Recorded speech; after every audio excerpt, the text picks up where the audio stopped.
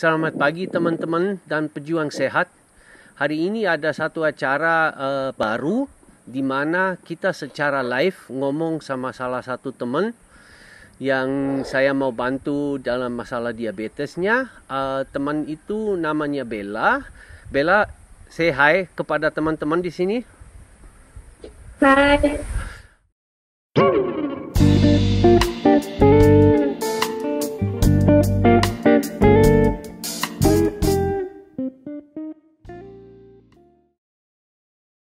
Si Bella itu adalah teman yang baru join kurang lebih seminggu 10 hari yang lalu. Dan pada saat itu beliau membuat satu postingan di dalam grup yang menurut saya cukup menarik karena saya merasa cukup banyak bahan pelajaran di situ terdapat. Maka saya mengambil keputusan untuk membuat satu acara seperti ini di mana kita bicara live sama salah satu teman untuk membalas pertanyaan-pertanyaan. Dan mungkin sebagai pembukaan saya akan bacakan postingan beliau dulu, baru kita akan ngobrol sebentar ya. Salam coach, saya izin bertanya. Saya awal Juli terdeteksi diabetes dengan gula darah 235 disertai asam lambung yang sudah mengarah ke halusinasi, sulit tidur dan ketakutan berlebih akan kematian. Lalu sebulan dari itu saya tidak bisa berjalan sama sekali, memulai dari zero, belajar bangun, merangkak dan akhirnya menemukan grup ini dan memulai ZK walaupun belum intermittent fasting. Alhamdulillah bisa berjalan sekarang walaupun sepertinya neuropati masih betah. Saya pun berkonsultasi dengan perawat yang sudah 2 kali menangani ibu dan nenek saya yang diabetes juga. Beliau mendukung saya menjalankan IF dan ZK. Beliau berkata keputusan saya benar merubah pola makan seperti ini, tapi saya aneh karena beliau kurang yakin kalau saya diabetes. Beliau mengira saya pre-diabetes karena berat badan saya 111 kilo. Sekali lagi teman-teman, 111 kilo. Tinggi badan 170, itu juga penting ya kalian sadar bahwa si Bella itu tinggi badan 170. Untuk perempuan Indonesia itu tinggi sekali. Beliau itu punya ketinggian sama dengan saya, tetapi dengan 111 kilo ya udah nggak perlu ngomongin masalah obesitasnya. Oke, saya lanjut baca dulu. Tapi sekarang bibi saya sudah di angka 94 kilo. 94 kilo dan bilang memang orang yang obesitas memiliki gula darah yang cukup tinggi. Apakah pendapat itu benar coach? Tapi meskipun beliau berkata saya pradiabet, saya tetap jalani intermittent fasting dan zero karbo. Walaupun kadang selingkuh dan GDP saya sudah 116 dan GD saya setelah makan di bawah 150 jika makan yang dilarang. Dan satu lagi coach, pertanyaan saya, apakah obesitas sangat mempengaruhi penurunan gula darah? Karena saya melihat orang yang berat badan normal seperti lebih mudah sedikit dari saya mendapatkan gula darah yang cantik. Terima kasih coach sebelumnya. Oke, ini adalah pesan yang saya terima dari si Bella itu. Nah, sebelum kita misalnya membahas pertanyaan beliau, saya mau sedikit bertanya dulu sama si Bella mengenai latar belakangnya segala macam. Bella, kamu umurnya berapa? Aku umurnya 21 sekarang, coach. Oke. So si Bella itu masih termasuk muda sekali. Nah, satu laginya, kira-kira kapan sih, apakah kesadaran akan diabetes segala macam itu baru muncul pada saat ada peristiwa di mana kamu sempat lumpuh atau di tahun-tahun sebelumnya kamu juga sudah pernah ada kekhawatiran tentang diabetes? Kayaknya waktu pertama itu pas sekolah SMA kan gendut banget sampai 105 kilo pernah. Oke. Kayak udah ngerasain kesemutan, sering banget kesemutan itu sekitar hampir setiap hari ngerasain kesemutan, haus sama sering kencing. Itu kan salah satu gejala diabetes yang mama saya alami. Oke. Tapi nggak pernah mau ngecek karena takut. Karena kalau di sini itu jangan dicek katanya, takut. Ya udahlah saya nurut. Terus puncaknya itu pas hamil anak saya yang pertama. Tunggu dulu. Saya mau tanya, kamu melahirkan anak yang bersangkutan kapan? Dia lahir kapan? Ke 2 tahun yang lalu. 2 tahun yang lalu. So berarti si anak itu sekarang sudah 2 tahun. Ya. Oke, silahkan dilanjut. Pas melahirkan anak kan sampai 122 kilo. Dari situ mulai ngerasa kayak badan kok kayak makin sini makin parah aja, males bergerak. Oke. Males bergerak, pengennya makan yang manis terus. Jadi pengennya makan tidur, kesemutan makin parah. Bukan kesemutan lagi kayak gejala neuropati, tapi yang ditusuk-tusuk jarum kayak gitu. Oke. Cuma mungkin ini karena obesitas aja, nggak kepikiran sampai diabetes, meskipun di hati sih ada keyakinan kayaknya yang bakal kena aku, soalnya dari kecil disuruh makan sama mama itu kayak jadi pola makannya nurun banget ke aku itu, pola makan mama itu dari suka minuman manis, suka roti-rotian, sama memang males olahraga kayak gitu. Tapi saya sekarang jadi penasaran. Kamu tadi bilang kata neuropati. Dari mana kamu udah tahu hal-hal seperti itu, neuropati? Apakah dari orang tua atau gimana? Soalnya mama saya juga kenanya di kaki dulu. Kayak waktu kena diabetes itu udah susah jalan, matanya udah sabun, kayak nggak lihat kalau gula darahnya tinggi kan mama itu tanda-tandanya matanya susah lihat, burem, terus maaf BAB-nya kayak nggak bener, kayak cair, kayak gitu, lemes. Oke, so tandanya. Untuk dipersingkat, pada dasarnya pengetahuan kamu tentang diabetes itu gara-gara orang tuanya yang kena, betul? Ya. Oke. Ya udah, sekarang saya udah langsung mau belok sedikit ke pertanyaan-pertanyaan kamu yang di dalam pesan itu tadi. Namun sebelumnya, baik untuk kamu maupun untuk para penonton, saya mau menggarisbawahi bahwa tolong kalian jangan semua kesimpulan hanya diambil berdasarkan GDP aja, atau pokoknya nggak hanya pada gula darah saja. Karena di situ yang kita lihat, yang menurut saya sayang sekali yang terjadi di Bella adalah bahwa walaupun beliau sudah punya gula darah 200 sekian segala macam, tapi sama seorang perawat dibilang, aduh kayaknya kamu cuma pre-diabetes gitu-gituan. Padahal kalau misalnya si Bella ambil tes HbA1c, dari situ udah jelas kelihatan.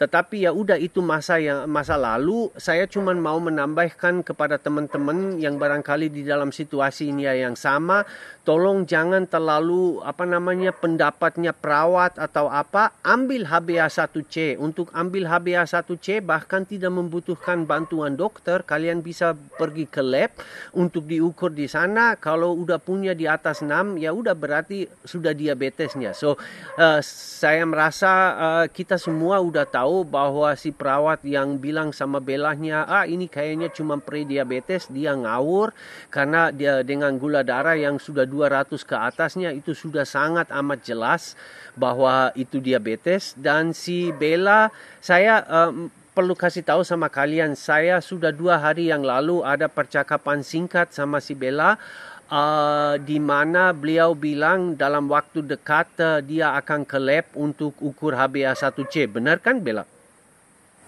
Oke, so dari nanti kita mendapatkan hasilnya HbA1c di Bella, kita akan ketahui bukan apakah diabetes atau tidak, itu sudah jelas ya.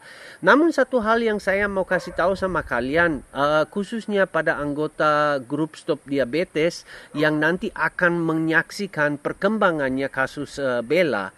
sangat mungkin bahwa yang akan terjadi di Bella adalah bahwa HbA1c dia barangkali belum parah. Mungkin aja dia cuma 6 sekian atau apa. Itu kenapa?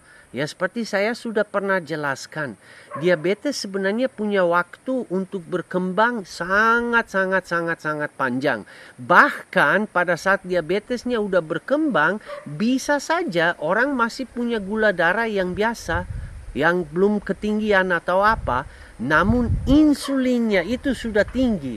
Nah, itu salah satu faktornya kenapa saya mau bikin video ini sama Bella segala macam. Karena di Bella sudah sangat jelas bahwa insulinnya pasti tinggi. Diukur aja nggak perlu. Karena apa? Karena orangnya gendut banget. Ya, sekali lagi orangnya sempat di atas 100 kilo. Dan kegendutan itu hanya bisa terjadi kalau insulin tinggi. Karena insulin adalah hormon yang bukan mendukung saja, yang membuat tubuh kita menjadi gendut. Oke? Itu satu hal. Apakah Bella sekarang ini sudah mulai paham tentang peranannya insulin? Belum. Oke.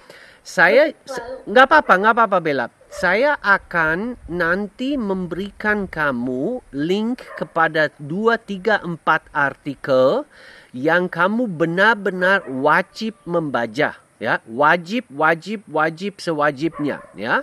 Dari situ nanti kamu akan paham keterkaitan antara gendut dan diabetes, peranannya insulin segala macam, ya. Dan bagi teman-teman, link kepada artikel yang saya akan berikan kepada Bella sebagai PR itu akan kalian menemukan di dalam bagian komen dari video yang satu ini, oke?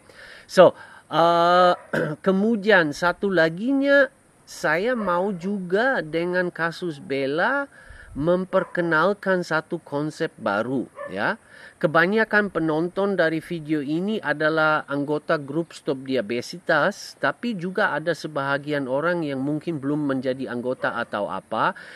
Maka secara singkat aja, kami punya satu Facebook group yang dinamakan Stop Diabesitas, di mana sekarang sudah ada 7.300 orang, di mana juga termasuk beberapa ratus yang sudah mengatasi diabetes dengan gizi dan nutrisi.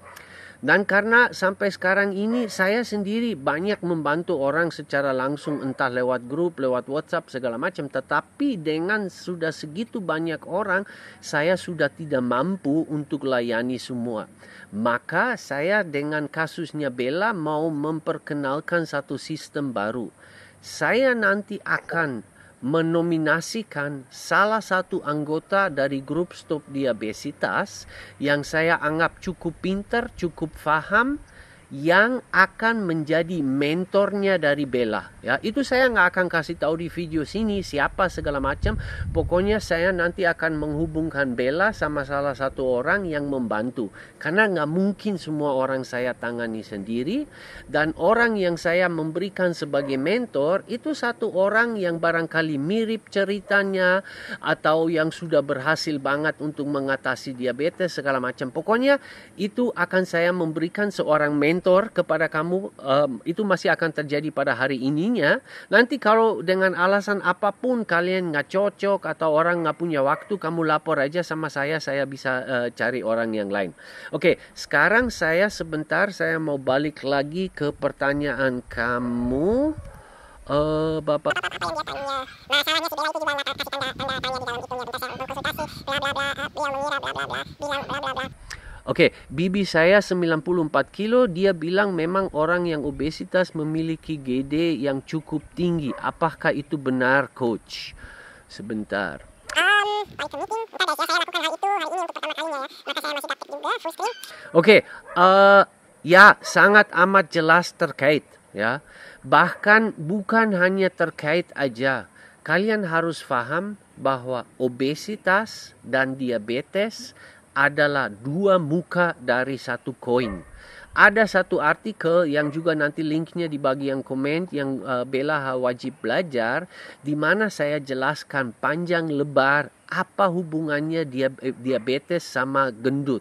Pokoknya sekali lagi intisarinya yang saya mau sampaikan melalui video ini adalah diabetes dan obesitas ada dua muka dari satu koin saja, ya. Nanti selanjutnya Bella akan baca sendiri, oke?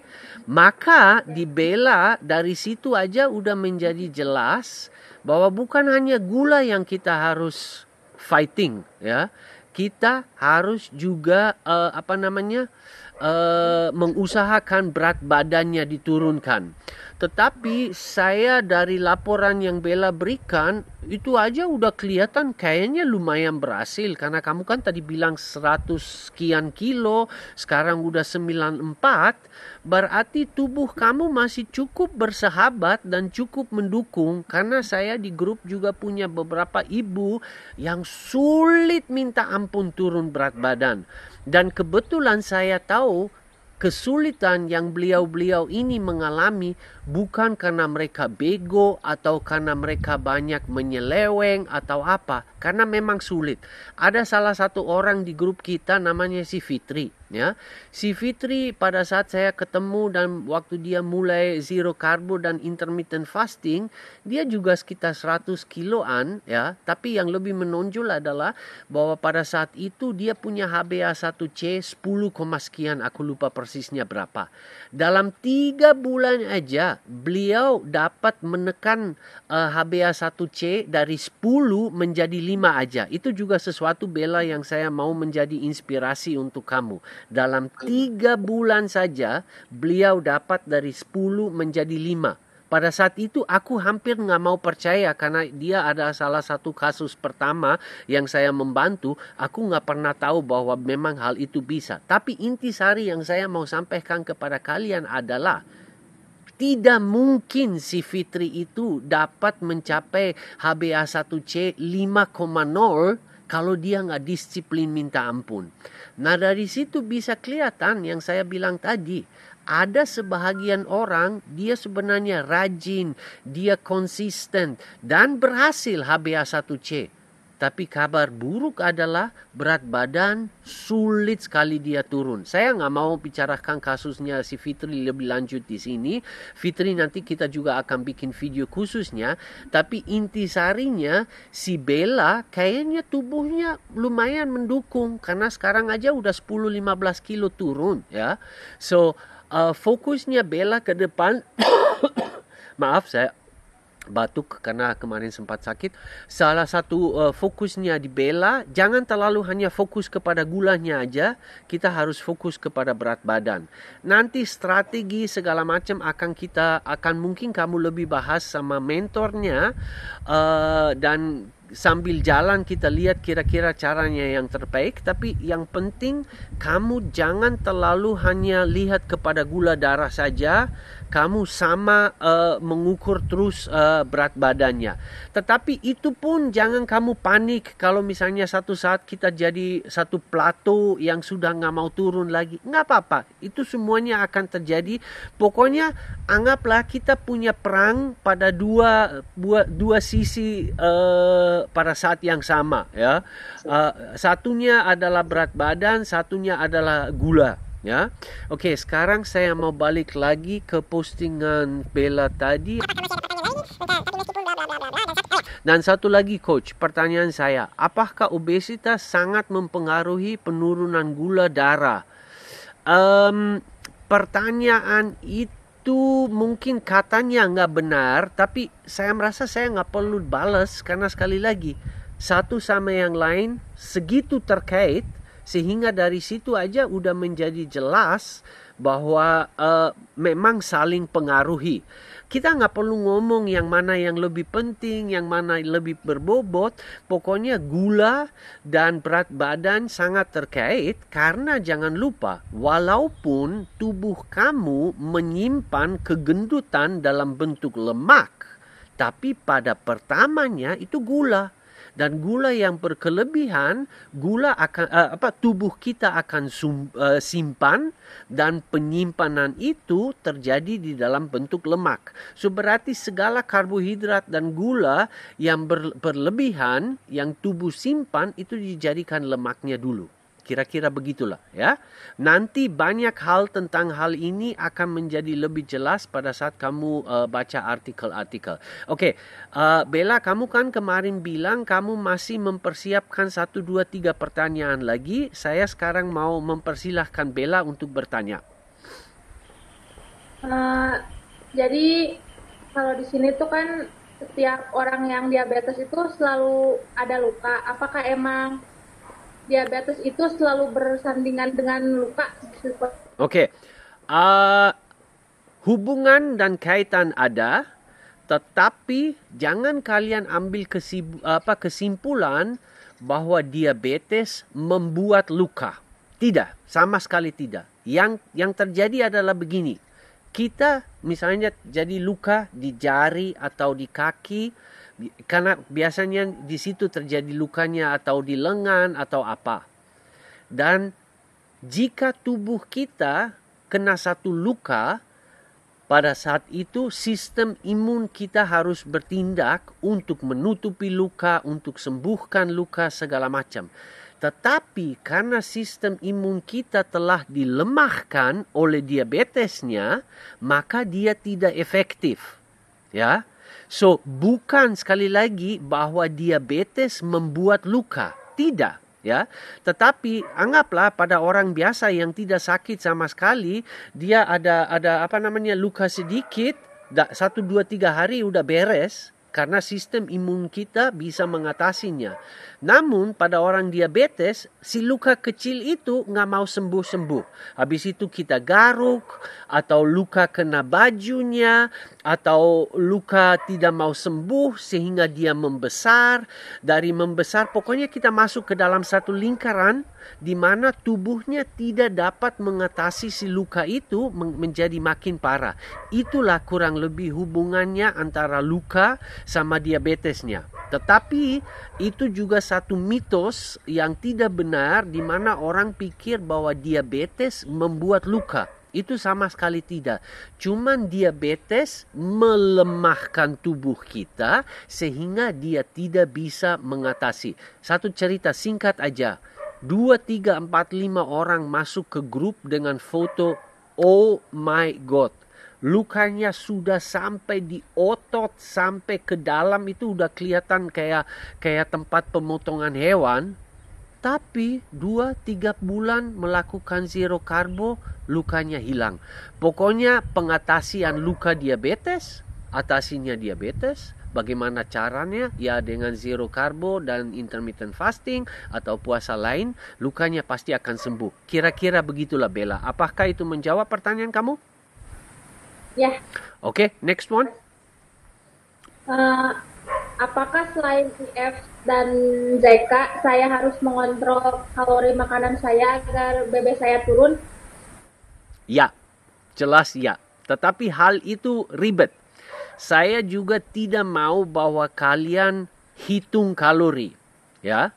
Namun satu hal yang banyak orang suka lupa adalah kita jadi gendut kalau kalori yang kita konsumsi melebihi kalori yang tubuh kita pergunakan.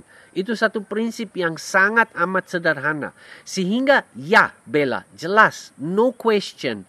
Yang kamu harus mencapai adalah bahwa kalori yang kamu konsumsi kurang daripada apa yang kamu butuhkan. Kenapa?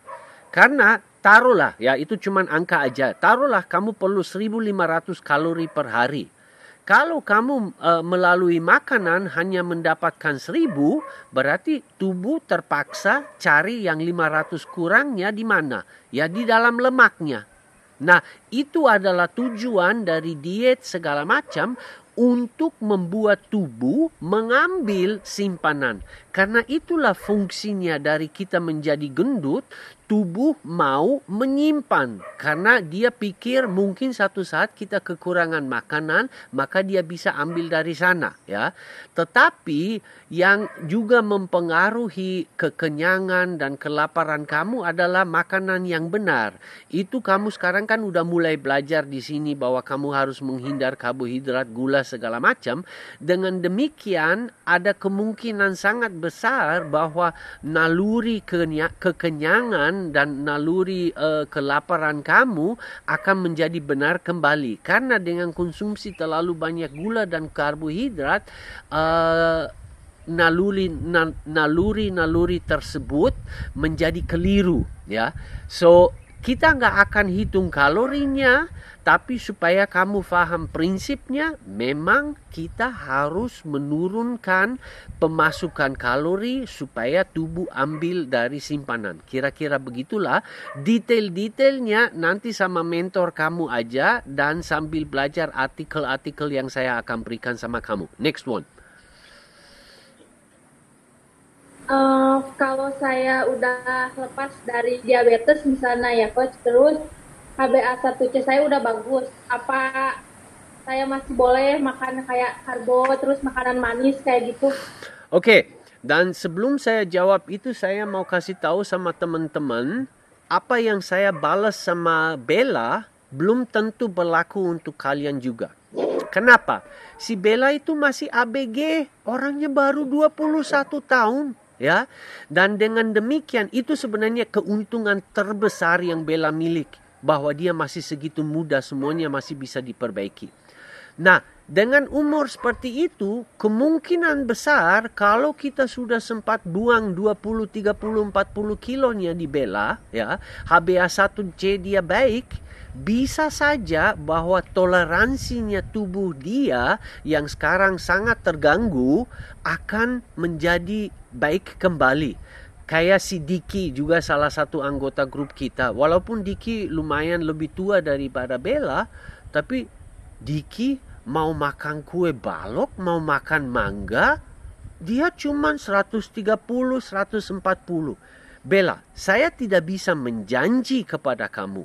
Dan kamu setelah kamu mendapatkan keberhasilan untuk menurunkan HbA1c dan kamu akan merasa lebih sehat segala macam, saya yakin kamu sendiri aja tidak mau kembali ke setiap hari makan nasi terus, makan mie terus. Itu pasti kamu sudah nggak akan mau, ya.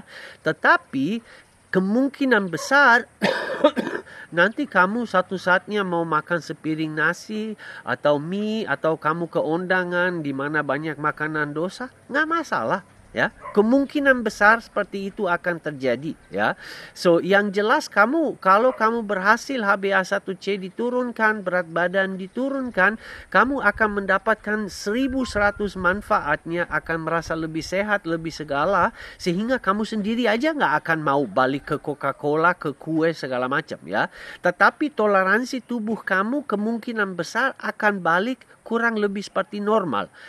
Namun yang saya yakin kamu sekarang aja udah paham. Ya kalau kamu ambil kembali pola makan dan pola hidup yang menyebabkan keadaan yang kamu sekarang ini mengalami, ya pasti diabetes balik lagi. Ya, tetapi saya yakin itu tidak akan terjadi. Kurang lebih seperti itulah Bella. Next one. Olahraga apa yang cocok buat penderita diabetes yang punya neuropati lumayan parah kayak saya coach? Soalnya buat jalan juga atau berdiri dari jongkok saya belum bisa sama sekali. Oke, boleh saya membentuk ulang pertanyaan kamu. Kalau saya paham benar, apa yang kamu tanya adalah olahraga jenis apa yang kamu bisa melakukan supaya kamu nggak terlalu diganggu dalam pelaksanaan oleh neuropati. Kurang lebih begitu kan? Oke. So, pertama kali kamu langsung habis percakapan itu, pastikan kamu nonton video yang terakhir saya mengenai olahraga. Dari mana kamu akan melihat bahwa sebenarnya segala jenis olahraga itu bagus. Oke, kalau kamu punya neuropati, ya sebenarnya saya lempar balik bolanya ke kamu. Ya kamu coba aja, kayak kemungkinan kalau kamu angkat bobot, ya, tidak akan terasa neuropati, atau misalnya kamu push up atau apa. Saya sebenarnya nggak cocok untuk membalas pertanyaan itu karena saya nggak tahu. Itu kamu harus coba sendiri. Tapi dengan nonton video yang terakhir kali saya rekam, terbitkan sama di mana kita membahas olahraga, di situ kan saya udah bilang sama kalian, jangan ambil terlalu pusing mau lari ke, mau angkat bobot ke, mau jalan kaki, mau berenang, mau bersepeda, apa aja bermanfaat, ya.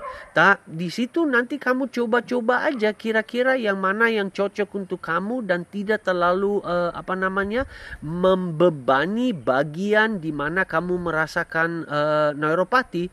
Ya, kemungkinan misalnya kalau kamu bisa berenang, walaupun saya tidak tahu di tempat tinggal kamu ada kolam atau bagaimana, kemungkinan di situ nggak ada. Kalau berenang nggak bisa, ya bersepeda kali bisa, jalan kaki kamu harus coba sendiri. Maaf, saya tidak bisa memberikan kamu resepnya. Bisa diterima seperti itu nggak? Ya. Dan saya punya satu kabar baik lagi untuk kamu. Si mentor yang saya akan berikan sama kamu, dia juga orangnya rajin olahraga. Nanti kamu bisa berkonsultasi sama dia, oke? Ada lagi nggak? Nggak, Coach, udah. Oke. Ya udah, saya merasa begitu aja. Saya juga mau mungkin nggak tahu lah 3 bulan, 4 bulan, 5 bulan ke depan kita ketemu sekali lagi, ya. Karena saya yakin itu sangat menarik buat teman-teman nanti terima laporan dari kamu, baik apa yang kamu sudah berhasil maupun di mana kamu mengalami kesulitan segala macam, bagaimana hubungan antara kamu sama mentor yang saya berikan. Pokoknya pasti banyak hal-hal yang menarik buat para penonton. Oh ya, saya minta maaf, kemungkinan video agak kacau. Saya tadi nggak kehitung bahwa aku akan kena matahari. Mudah-mudahan nggak overexpose. Ya kira-kira begitulah.